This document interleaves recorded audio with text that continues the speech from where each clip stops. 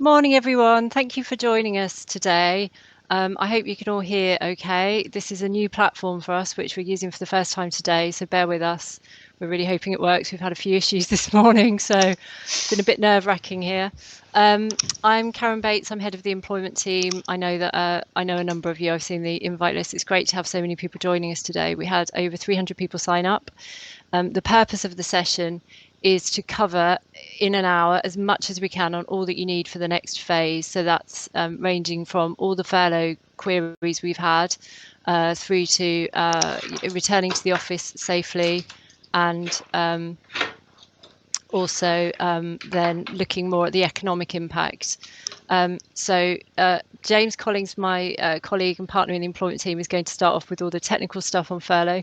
We've had lots of questions through on that, and then we'll move on to the kind of bigger picture thinking about returning to work, health and safety, the kind of issues that you need to think about, and then also thinking, as I say, about the redundancy and economic impact. We're not taking live questions because it's really hard for us to do the presentation, read the questions, and think of the answer all at the same time, but you are able to submit Q&As, and the team are all ready to follow up on that at the end. So we'll be getting some more briefings out afterwards. The recording will be out afterwards, so if you get bored, you want to make a cup of tea, whatever, we can send you a recording instead. We are going to be doing a poll about halfway through just to see what the main concerns are that you have, and make sure the team are responding to that. And I also wanted to mention we have got a coronavirus hub on the Furlough website. So every day at 3 o'clock, there's a group of us partners who specialise in different areas that are relevant. So health and safety, restructuring, banking, employment, contracts. We look at what the latest briefings are, and then we're producing content all the time, and it's being added to our website. So if you do have wider questions arising from the current crisis, then do have a look there. Hopefully we will have answered your question. Equally, we've got a COVID-19 email address, so if you're not seeing something there you would like to hear from us on, we're really happy to produce some more content. So I'm going to hand over to James now, and then we're going to flip to just having the slides up so they're easier to read, so the cameras will disappear, and then at the end, as I say, we'll just have a wrap up and be able to pick up, if we can pick up Q&As, then we will, but it's more likely that we'll follow up in writing. So thanks, everyone. Right, good morning everyone. I hope you're all well, and thank you, Karen, for that introduction. Hopefully you now haven't got my gurning face offending you and have just got the slides. So what are we going to have a look at today? We're going to start off with a little bit around the job retention scheme and furlough and where things are with that.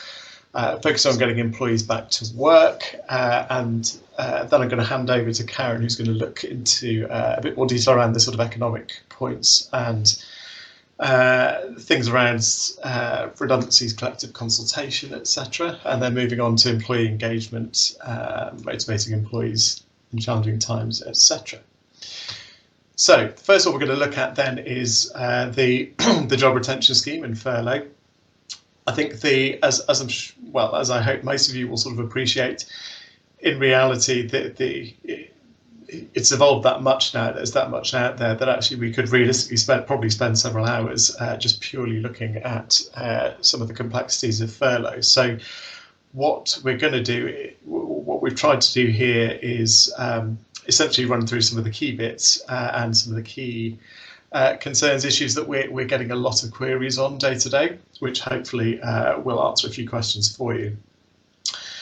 So very quick background wise, obviously it was introduced on the 20th of, announced on the 20th of March, opened on the 20th of April, open to all UK employers regardless of size or sector, and covers up to 80% of the wages, costs of employees who aren't working but kept on the payroll, so furloughed, of up to 2,500 a calendar month for each employee or PAYE worker, plus associated employer NI contributions on that wage. So backdated to the 1st of March, open for at least 4 months, after it was extended by a month to the end of June. And of course, it's going to be extended further if necessary. At the moment, we haven't really heard much either way about the likelihood of an extension beyond that, but I'll get onto that in a bit more detail. Organisations are reporting to have already received through money from HMRC for initial claims submitted through the portal. And the turnaround time there is aimed at sort of 4 to 6 working days. So hopefully there will be some of you on the call here who have already received through your money from HMRC, but it does appear to be up and running and working. Despite a couple of initial teething problems on day one, it does appear to be up and running and working well. So precise circumstances under which an employer can put employees on furlough and claim reimbursement were a bit unclear due to some inconsistency between the various pieces of guidance and previous references to sort of redundancy and layoff. That has evolved now. So the Treasury direction appears to clarify that a redundancy situation is not a precondition for access to the scheme, which a few people thought it was initially. Provided there is a connection between putting employees on furlough, consequences of COVID-19, the purpose of the scheme will be met is what we're sort of understanding. When using the portal to make a claim, employers are required to confirm that they're claiming costs of employing furloughed employees arising from the health, social and economic emergency resulting from coronavirus. So we know that there were quite a few employers out there initially who were worried about furlough because as to whether or not the employees meet the test. I think that those worries should now have fully gone away. In terms of help for submitting the claims, I'm hopeful that most of you will have now seen the sort of 80% guidance notes issued on the gov.uk. There's also, of course, the CJRS calculator, which has had some wrinkles ironed out of it, as well as a YouTube video out there to assist employers in calculating claims. As we understand it, HMRC has also increased the number of employees on its helpline to meet the expected demand now that the portal's opened, although what we're hearing is that they feel that there should be enough guidance out there realistically to not need to use the helpline. Looking at the sort of claims period piece, because there's been a few queries and a bit of uncertainty in some areas around that. The claim period isn't actually defined by HMRC or Treasury guidance, but the 80% guidance provides that the employer can specify their own claim period, and that's supported by the calculator. The minimum period of furlough obviously is 3 weeks. I think we've had a few people querying what exactly does that mean. The Treasury guidance on that front makes it fairly clear that 3 weeks, in their view, is 21 calendar days, but there isn't an obligation, obviously, to make a claim every 3 weeks. So I think a lot of people are viewing it as essentially making a claim per payroll period, which seems to be the logical way to go about things. You can, interestingly, which I think some people didn't necessarily know, you can decide to submit a claim before running payroll in order to ensure that the funds are received in time to make payment. So you can apply up to 14 days before the end of the claim period that you've chosen, but payments may take up to 6 working days. So there's a relatively narrow window to achieve that. Each claim has to include, obviously, all of the furloughed employees on the relevant PAYE scheme, because only one claim per scheme is permitted per claim period. As I say, HMRC has confirmed that employers cannot make changes to their claim once it's been submitted, so it is very important to make sure that what you're submitting is actually right. Public sector, local authority and charity employers covered. There's been, I'm sure some of you may be affected by this, and some of you have already been having some challenges around it. The broadest point is yes, that they are, but there is clarity that the government expects that the scheme won't be used by many public sector organisations because the majority continue to provide essential public services, etc. Where employers receive public funding for staff costs, and that funding is continuing, government expects employers to use that money to continue to pay staff as usual, rather than put them on furlough. And notably, that logic also applies to non-public sector employers who receive public funding for staff costs. What some of you may be aware of is that there was a big issue, uproar, problem, however you want to put it, with guidance issued specifically in relation to education, early years and children's social care. That was issued essentially on the sort of immediately before the portal opened, and has provided significant problems, I think, for a lot of nursery providers, etc., in particular, because that essentially sets out a methodology under which you can only realistically reclaim under the scheme for a proportion, representing the sort of what you get from private funding. It's unclear whether there's going to be additional guidance for other sectors along those lines, but if you do receive a large element of public funding for staff costs, there is going to be a need to be a little bit cautious. Which individuals are covered? So there's been a lot of interesting issues around that. Scheme covers individuals who were on UK payroll and notified to HMRC on an RTI submission on or before 19th of March. That's significant because previous versions of the guidance contain a cut-off date of the 28th of Feb in that context, and then that was revised to the 19th of March and the update published on the 15th of April. The making it subject to existence of an RTI submission is an interesting one. We've seen a lot of queries around that because obviously you have this situation where essentially someone, particularly sort of new starters, who could have started at a certain point in time but not yet been on an RTI submission. The reality is then if they weren't on that RTI submission until after the 19th of March, sadly, that you're not going to be able to claim under the scheme for them. So do be very conscious of that if that's not on your radar already. What about fixed term contracts is one that we're getting a lot of queries on. Essentially, employees on fixed term contracts can be furloughed. Their contracts can be renewed or extended during the furlough period without breaking the terms of the scheme, provided that the extension takes place before the contract ends. Is essentially what it implies at the moment. Previously, that guidance stated that where a fixed term employee's contract ended because it wasn't extended or renewed, then the employee wouldn't be eligible. But the guidance updated on the 23rd of April reflected the Treasury direction and put fixed term employees in the same position, broadly speaking, as other individuals in terms of eligibility. HMRC appears to take the view that there's no policy objection in principle to fixed term employees whose contracts are terminated being re-engaged for the purposes of furloughing them, but obviously they would then need to essentially meet the same tests as other employees in terms of being on payroll at the relevant point in time, etc., etc. Few questions that we're seeing a lot of. Can employees on unpaid leave be furloughed? I suppose the simple answer to that is potentially. But if an employee went on unpaid leave on or before the 28th of February, they can't be furloughed until the date on which it was agreed that they would return from unpaid leave. What it means by that unpaid leave, very broadly speaking, seems to be along the lines of some sort of unpaid sabbatical or similar.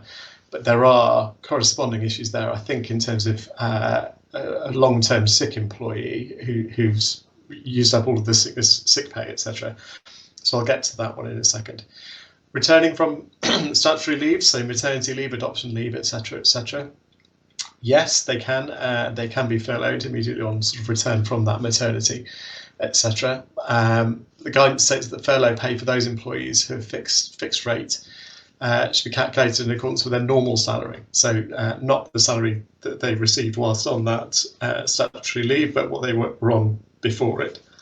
What about sickness absence? There's been a lot of toing and froing and chopping and changing around the approach on sickness absence. Very broadly speaking, the guidance suggests that employees on short-term and long-term sick leave can be treated in the same way in terms of furlough, but there has been a lot of back and forth on that. Broadly speaking, the guidance seems to suggest that you can it's encouraging employers to keep employees on short-term absence on sick leave until they're fit to return, and then consider furlough. But it is a little bit oddly worded around that, and a little bit not very well aligned with the Treasury guidance, to be brutally honest. So it does seem to say basically if you were shutting down a particular workplace, let's say, and furloughing, wanting to furlough that entire workplace, then that would be fine. But generally speaking, it's making it fairly clear that furlough shouldn't be seen as a sort of alternative to short-term sickness absence. So if the person is genuinely ill, as a short-term sickness absence, that should be the normal way that you treat it, but there's nothing to necessarily stop you from furlough. There is a slightly strange bit of the Treasury guidance around that, though, which essentially deals with SSP and short-term sickness absence, and seems to suggest that the 21-day period, the 3-week furlough period, in a sense, doesn't, for the first period of absence, doesn't start to tick, if you like, until that current sick note has run out. So broadly speaking, be a bit cautious on the sickness absence ones, but yes, certainly if it's a genuine furlough, particularly where you're furloughing a lot of others at the same time, there shouldn't be too much risk there. Shielding, there's been a lot of talk about shielding. Yes, the latest guidance makes it very clear that you can place someone on shield who is shielding onto furlough, whereas the original sort of formats of the guidance didn't appear to indicate that was a possibility. One thing that's thrown a lot of people, we found recently, has been the announcement that people on shielding can claim SSP, and essentially saying, well, isn't that therefore indicating that they can't be furloughed? No, it's not. The point around the shielding and SSP issue is really that if you were formally, if you were shielding, then you weren't necessarily entitled to SSP. You could potentially be furloughed, but there are organisations out there, for example, public sector and things, that can't put someone who is shielding, well, someone who's shielding onto furlough, because they can't furlough people more generally. The point about people on shielding being able to now get SSP appears to be, broadly speaking, more targeted at that sort of group where they couldn't necessarily be furloughed anyway. But there is nothing to stop you now being able to furlough someone who's shielding, should you choose to do so. Next really big one that we've seen an awful lot of toing and froing on, I'm sure you will have been receiving lots of updates from lots of people about, is this point about whether we need written agreement from the employee. The point around that was, in the original form of the guidance, it appeared to suggest that essentially you simply needed to notify the employee that they were sort of being placed on furlough, and that you could essentially infer their agreement by the fact that they didn't object, etc., etc.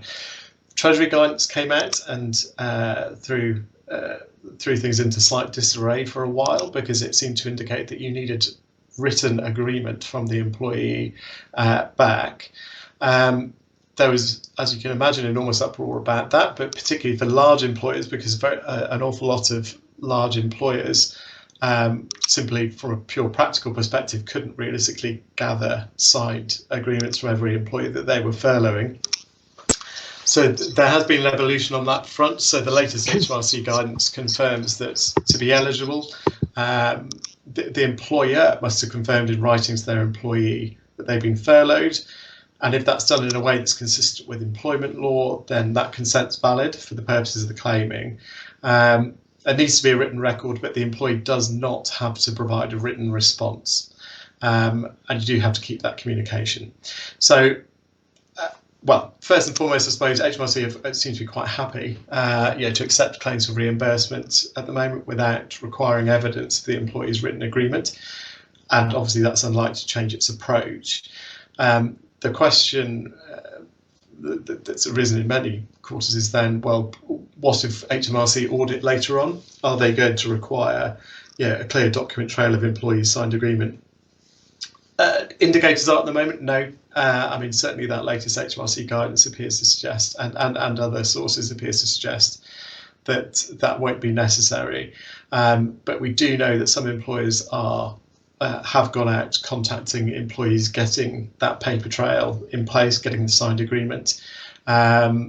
Is that essential? We wouldn't necessarily say so. We've certainly heard of people having concerns about that as an approach as well, just in the sense that it puts the cat among the pigeons, really, and is there really a need to to poke the bear, so to speak? So if you haven't done that, there doesn't appear to be a desperate need to, but be aware some people are doing that for sort of peace of mind. There's nothing inherently wrong with that.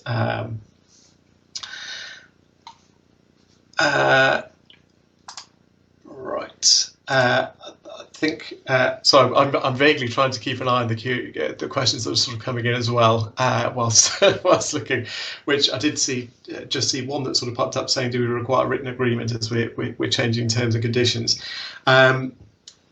I suppose the point there links into that if this is done in a way that's consistent with employment law. So one effective way of changing terms, or one way of changing terms and conditions, is essentially to implement the change and rely on inferred consent, basically inferred agreement by the fact that the employee carries on operating under those amended terms.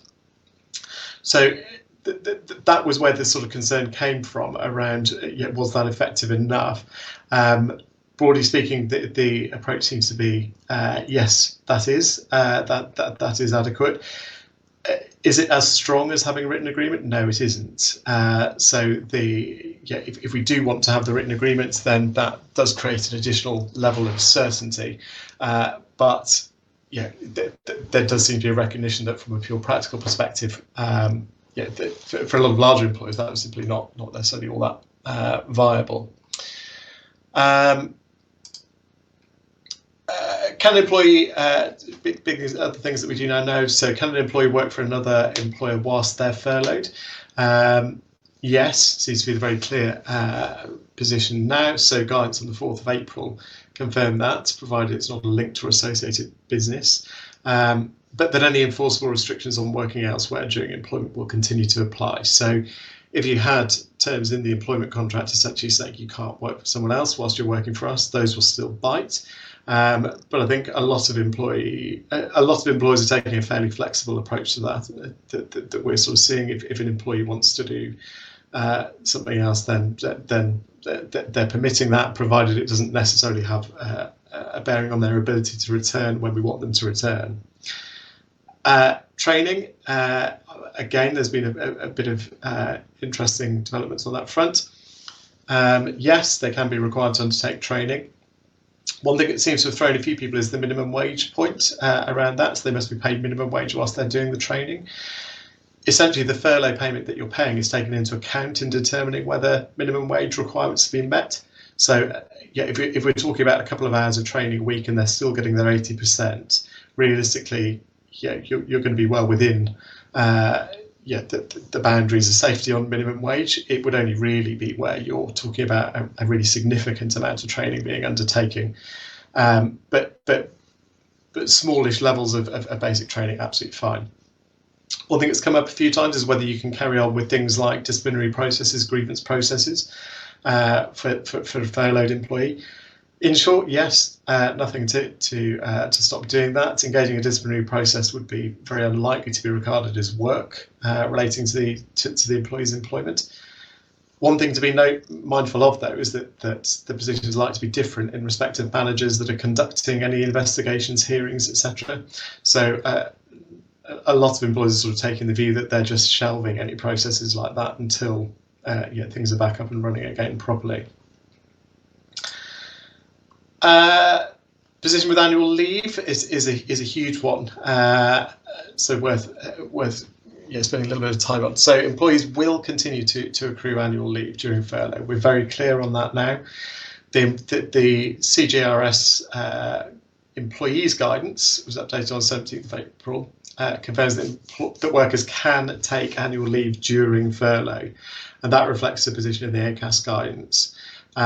Where they take annual leave during furlough, though, it will need to be paid at 100%. So their normal pay, you will have to top up. An employer can give notice ordering a worker to take statutory leave on holiday leave on specified dates. Key thing to remember there is that notice has to be at least twice as long as the length of leave that you're asking the worker to take.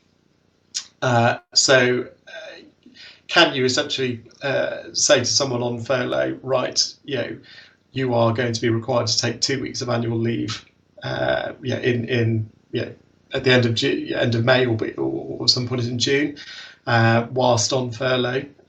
Yes, you can, and that will go towards an annual entitlement, provided that you top up to 100%, and you will be able to claim the 80% of that, under the CJRS in the normal way. So there are undoubtedly lots of businesses looking at utilising that. Some are a bit concerned because the guidance sort of says this is something that's going to be kept under review. I think the feeling on that front is that what they're a bit worried about, what the government's a bit mindful of, is slightly unscrupulous employers saying, right, employees are going to be forced to take their entire annual entitlement during the furlough period and abusing the system a bit, which, technically speaking, there's nothing to stop people doing, but I think that would be viewed in a fairly dim light. So, but provided you're not requiring them to use a ridiculous amount of that annual leave during furlough, then there is nothing to stop you doing that.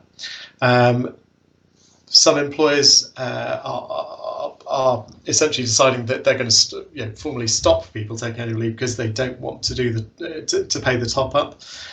That's fine as well. You can you can sort of prevent the taking of annual leave during that period if you wish to do so, and that's it's especially given that it's possible to carry leave forward over to the next 2 holiday years now if they're unable to take it.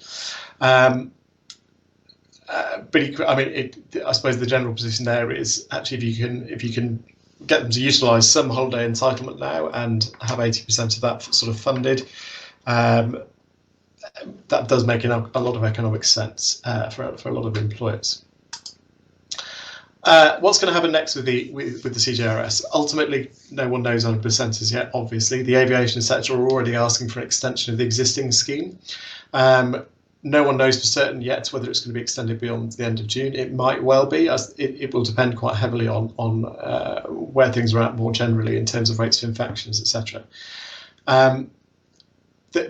Where things now seem to be starting to focus, though, is whether there's going to be an amendment to the existing scheme or some sort of alternative scheme that's a bit more focused on animation rather than sort of hibernation. So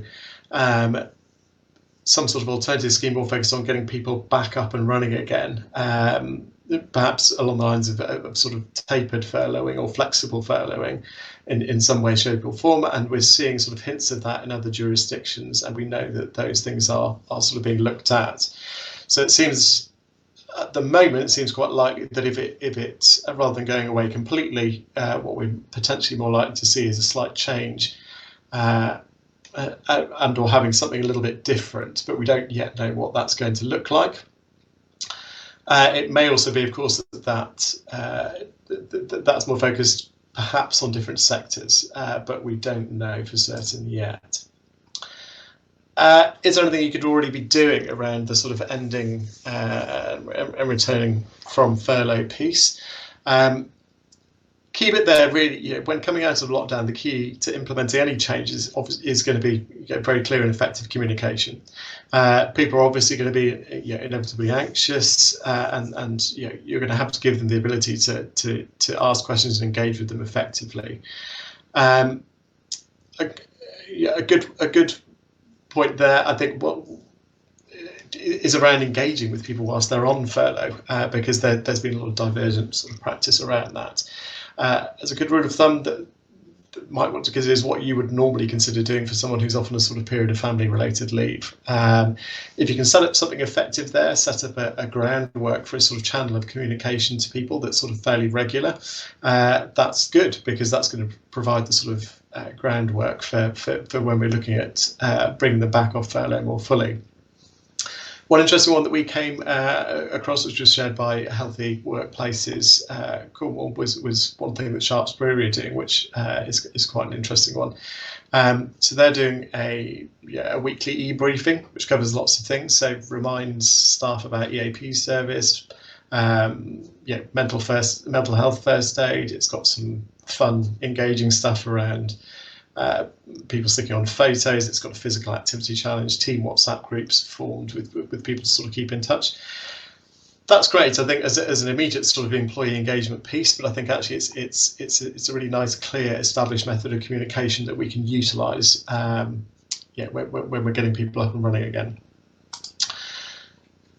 Is there anything you could already be doing? I think we're starting now to see businesses starting to shift that sort of approach towards looking at reopening. I think there's obviously already some businesses starting to reopen. So we're looking at sort of B&Q, Jaguar Land Rover, Greggs are talking about at Homebase, KFC, Timpsons, etc.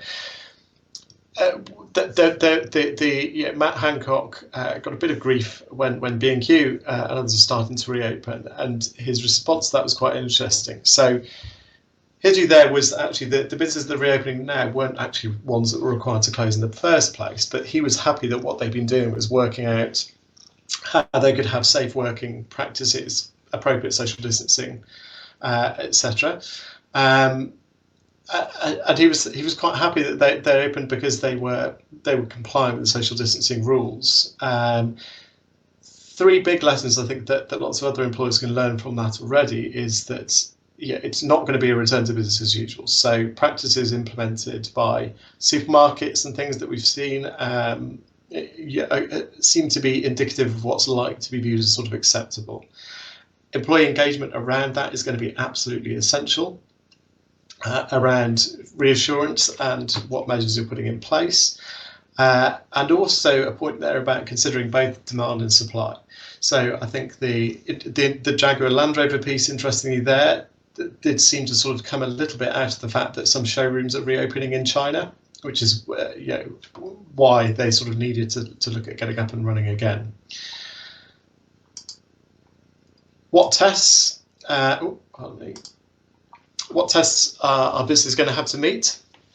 This is quite interesting. So BIS are reportedly exploring a strategy focused on type of workplace and nature of work, not necessarily sector. This isn't absolutely surefire at the moment, but that's what we're hearing. That's actually different from a lot of other countries, but we know that BIS have set up 6 different groups that are looking at different types of workplace. So retail, distribution, office-based, etc. Now, rather than looking purely at a sector. Now that makes a lot of sense because obviously every company in a particular sector is going to have inevitably different types of workplace within it. So it will have office function, it will have warehouse, it will have other bits and bobs. Now the concept there, as we understand it, is to put together appropriate practical protocols and guidance on a per workplace type basis. Now, if you therefore have protocols to define safe working in a particular work environment, what we understand is that if a business can meet those protocols, then they're likely to be able to open safely, and therefore they'll be given a green light to be able to sort of bring things up and running again. So that's a lot more of a sort of principles-based approach, sort of permitting freedom within a framework. Now, we don't know if that's definitely the way it's going to go, but that all indicators at the moment seem to be heading in that path. So it's worth bearing that in mind. Worth bearing that in mind as well, I think, because we're already seeing some elements of clarity around the sort of tests that businesses are going to have to be able to meet to reopen. So an extremely useful one, I think, is the British Retail Consortium, one who've worked with Usstore to produce guidance on social distancing for non-food retail stores. There's a link to that there, but it's absolutely worth a very good look through because it has a lot of clarity and guidance on lots of different areas. So things like staff canteens, signage, all this sort of stuff. I think critically important as well because it has been developed in conjunction with Usstore. So the union has fed into that and essentially given the green light. So those are really good. That's very, very much worth a read. Some of you may or may not be aware that CIPD has also produced a returning to workplace guide, which has a lot of guidance in it as well around things that employers are going to need to consider. And the HSE is putting out regular guidance as well. But that British Retail Consortium guide and CIPD guide are incredibly useful and definitely worth a read because I think those give some very, very clear indications of the type of things that businesses are going to have to look at and be aware of when they reopen. antibody James, test. we are Yes. we're running over time for the second session. I'm sorry. We're a bit. I will just. I know you're nearly there. Little, if we just take people through this bit, and then I think afterwards, everyone, if we can, we've got lots of information from my health and safety team about safe reopening, because there's obviously lots of different ways in which that will work depending on your sector or your workplace. So we've got lots of information on that. So yeah. Yeah, absolutely. I was going to say one thing that's popped up a lot is antibody testing. Lots of employers sort of saying, what about antibody testing? Could we do antibody testing? Blah, blah, blah. I think the key point there, that the antibody testing bit will inevitably, I think, form part of the strategy around returning to safe workplace for large numbers of employees. But at the moment, it looks like it may be a case of simply relying on the expansion of that testing regime and or thinking about what you could do as alternatives. So looking at temperature checking, etc., which seems to be prevalent in a few areas. A little bit there, things to think about now. I've just done a little list based on some of that British Retail Consortium guidance and things that you might need to start thinking about now. So thinking about plexiglass screens, barriers, cleaning stations, reorientation, reintroduction program process for returning staff, etc., etc. Starting to think about those now should put you in a really strong position when you're looking at reopening more broadly.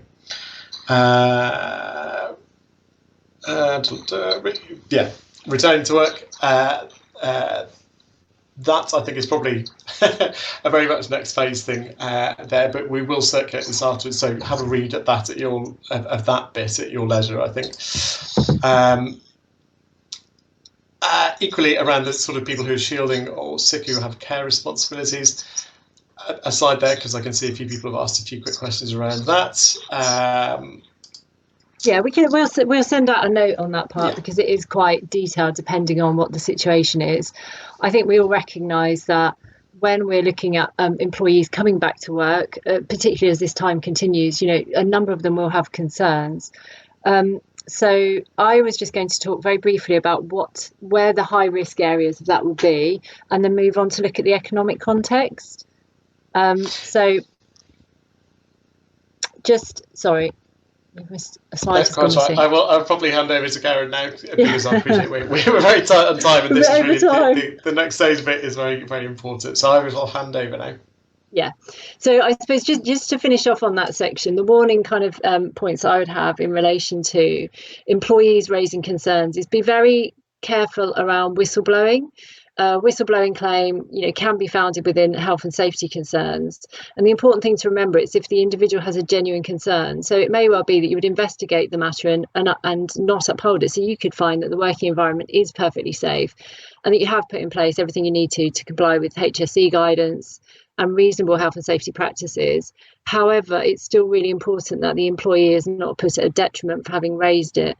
And I think, this can come up because, we may well see employees even making public complaints on social media about their employer. And it's just a really area where you need to be really careful actually about how you react to those things, because I think we might see an increase in litigation from an employee who says, well, I legitimately raised that concern. So it's always looking at the concern, sort of, yes, thank you for raising it, we'll look into it. And then once you've made that determination, you can obviously reasonably say to them that the working environment is safe. You do need to return to work. The other area I think where there will be potentially an increase in activity is around disciplinary. So I'm aware of a number of our clients who are taking a really zero tolerance approach when they reopen to any breaches of health and safety. I can see that. I think it's absolutely right. I think in many ways it reminds me of when the smoking ban came in all those years ago. I remember advising on loads of disciplinaries that year around employees that just didn't take it seriously. I do think, though, for that to be reasonable, there would need to be a really good level of education within the workplace as to what the new provisions are, what you need employees to do, so that they're really, really clear. And you're going to need to potentially look at appointing, individuals who are responsible for that, who are making sure that everyone is clear on the rules. I also do think there's a leadership point there around leaders and their behaviour. If we are, for example, disciplining employees for breaching the social distancing guidelines significantly, but they see others in the business having meetings within close quarters to each other or not following the guidelines, then there will be issues with that when it comes to potential unfair dismissal claims. So I think there is you're going to need really sort of tight control over that and making sure that everyone's absolutely clear on their responsibilities.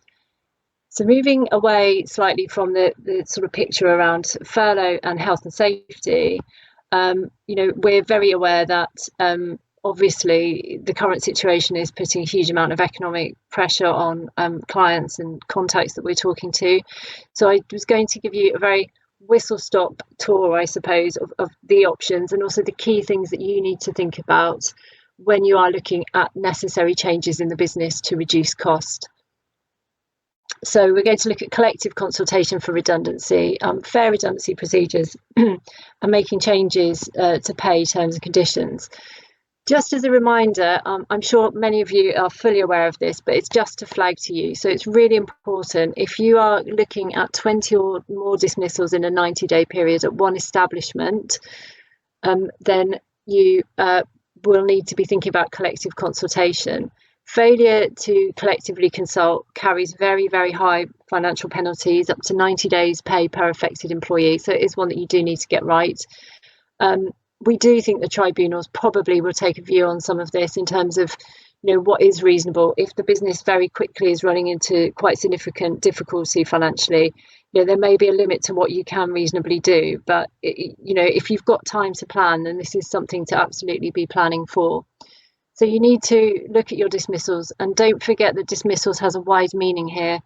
It isn't just the dismissals that you eventually make when you give redundancy notice. It will also include voluntary redundancies, exits under settlement agreements, and potentially changes to terms and conditions if you have to dismiss and re-engage as well. So there is that wide meaning. So you need to take that wide view and see whether your business might fall within this category. If it does, then you're looking at a minimum period of consultation for 30 days for up to 100 employees, or 45 days if more than 100 are affected. At the start of that process, you'll need to submit a HR1 form. Failure to do that is a criminal offence. It is important to do that. And then you need to think about electing reps. Now, I appreciate that in the current circumstances, this is really, really difficult. The collective consultation rules are not designed for the situation that we're in. There's been no signal that anything at the moment will be suspended in relation to collective consultation. And actually, my view is, because a lot of things like, the furlough scheme was reached with a lot of discussions with the unions and others. Actually, I can't see the unions saying they would actively agree to changes on collective consultation. So I think at the moment we absolutely must work to the premise that this is in place and should be applied. So you'll need to do what you can. So collective consultation can take place remotely, and I think that the tribunals would be sympathetic to the argument that that was the only way to do it, particularly if you know that you've got people on furlough now, but actually if and when furlough comes to an end, and it's really unhelpful not knowing exactly when that end date will be. At the moment we have to work to June. If you're going to need to make changes, you need to be thinking quite quickly now really about getting these processes in place.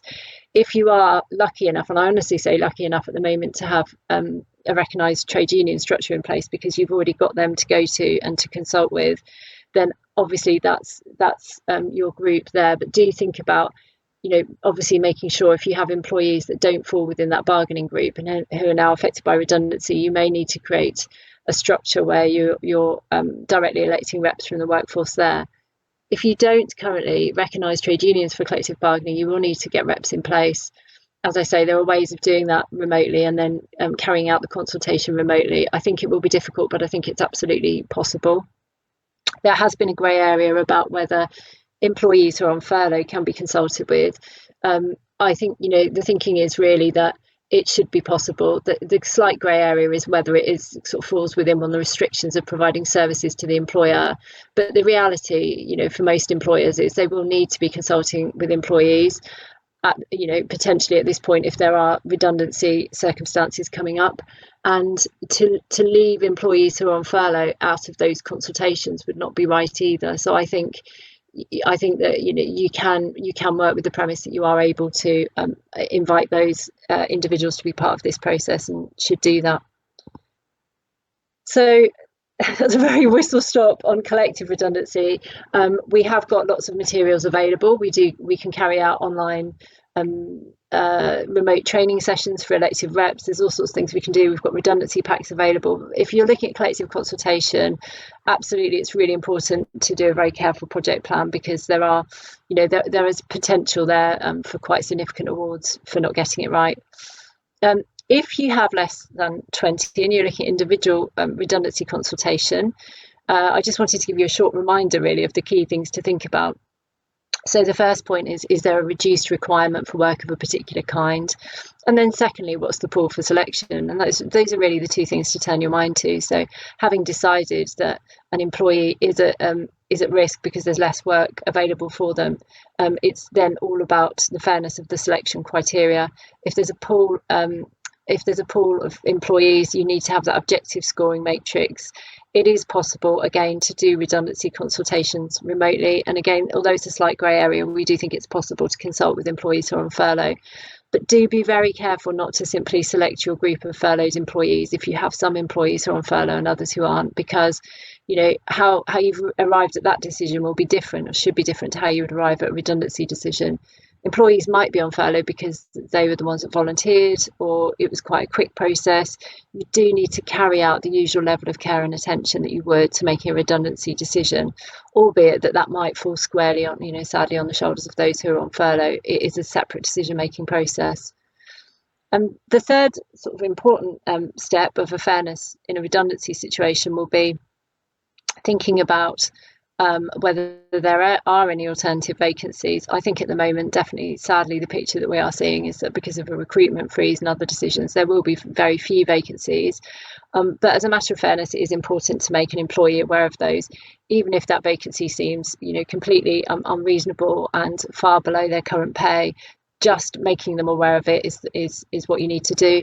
And you do need to look at vacancies across group companies as well. So just make sure those boxes are ticked in the consultation meeting, that you have made them aware and that you've documented that. As a final reminder, employees on maternity leave do have some enhanced protection if they're in a pool for selection for redundancy. So I would either advise, obviously, taking advice on that situation, or making sure you're aware of that enhanced protection, just so that you can get decisions right. In terms of litigation, I think that in what will be this current round of redundancies arising from this current situation, I think there'll be a lot less use of settlement agreements, because employers, are in a situation where they probably can only afford to make statutory payments, and because the jobs market will be very difficult, there probably will be an increased level of litigation. There are no tribunal fees, so if an employee feels aggrieved at the decision or is in a difficult position financially, we may well see an increase in litigation. So it is important to document all the decisions, even though it may all be done remotely, and sadly, you may not actually get to sit down with that person face to face. If you can replicate as much as you can of the usual process remotely and with care and attention, and making sure that the employee feels supported where necessary, then I think that will really help. So I have covered briefly the point about furloughed employees. It's a bit of a grey area. The notice provisions on furlough are complicated. The headline point, and we'll share information on this, it's probably easier to look at it in writing. But the headline point is that if they are only receiving statutory notice, it's likely that you may need to pay that at the full level. If they are receiving their contractual notice and that's longer than their statutory notice, it may well be possible to furlough them throughout that period. So effectively, you give them notice and then say that they will remain on furlough. We will put out more information on that in writing, because it's quite a complicated scenario to work through.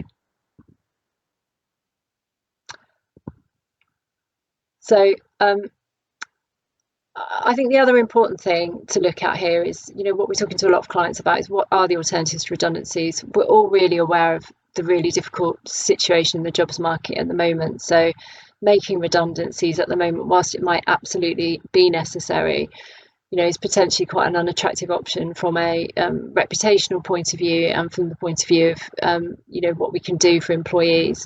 So unusually, I think it is one where there has been much more consideration of things like overall pay reductions across the business, or removing certain benefits, and or other expenses from the business. And I think, that is something that we're seeing far more of than we have for years, frankly. So I would first of all consider changes that might be permitted by the employment contracts.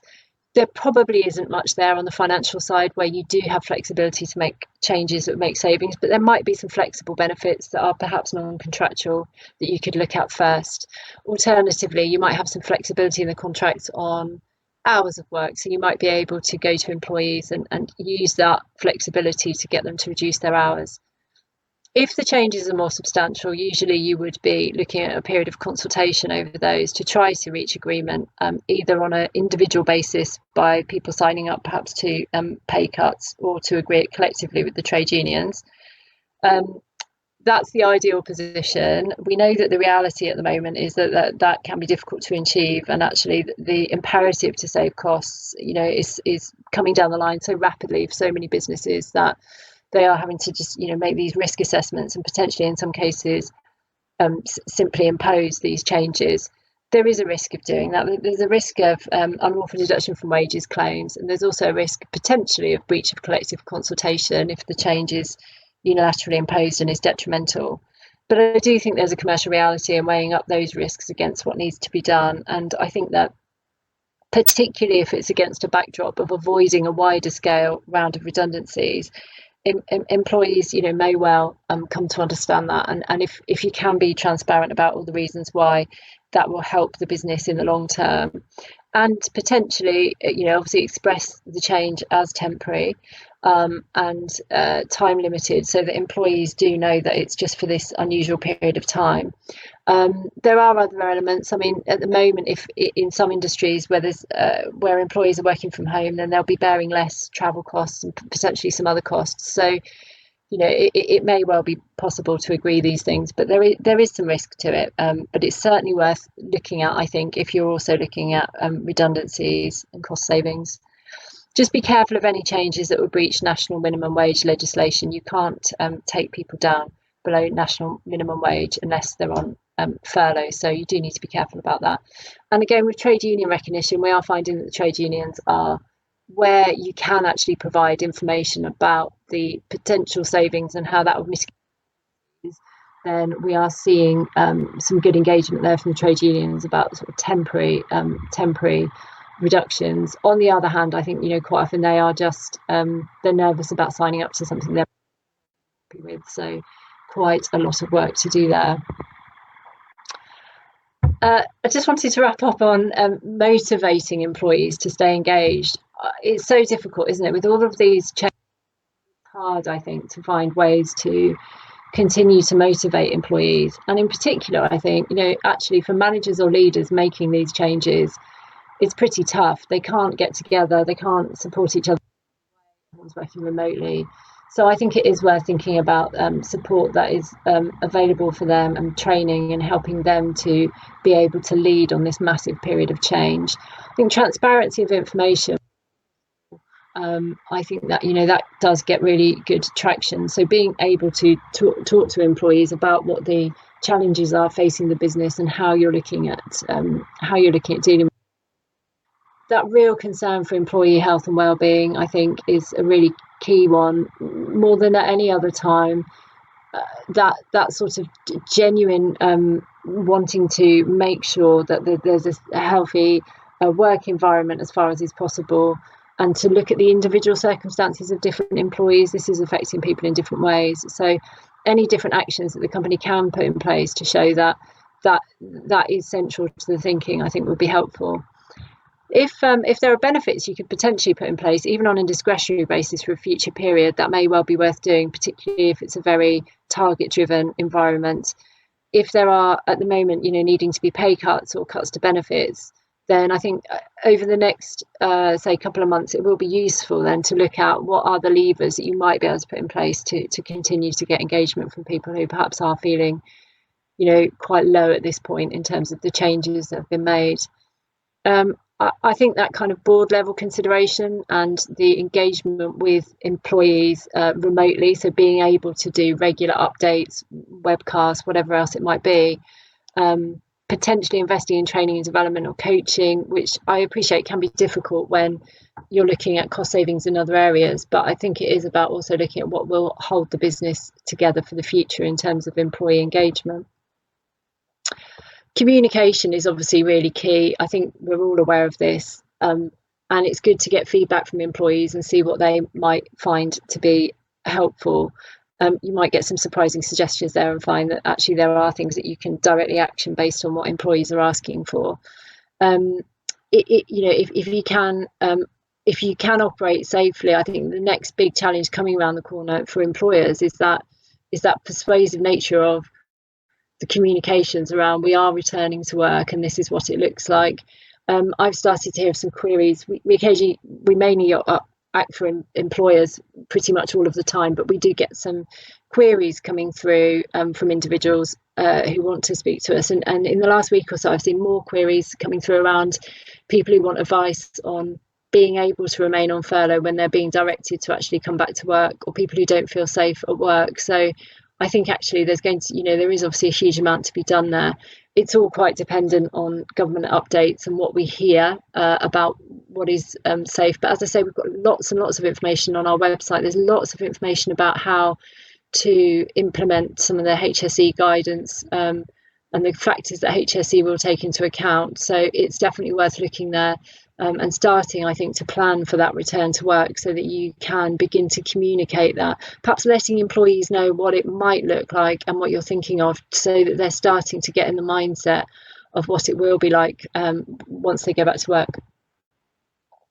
So just to wrap up, our final tips in the last minute that we have is documenting all decisions as carefully as you can, understanding and taking advantage of all the financial help available, helping employees understand the help that's available to them. There's actually some really good stuff on Money Saving Expert. There's lots of things at the moment in terms of mortgage holidays and overdraft savings.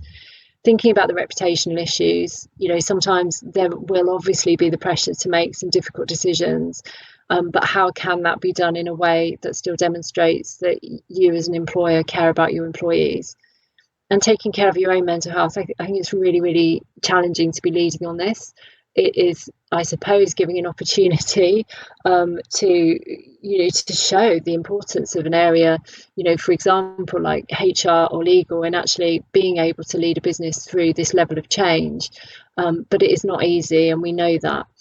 We are really trying our best to share as much information as we can.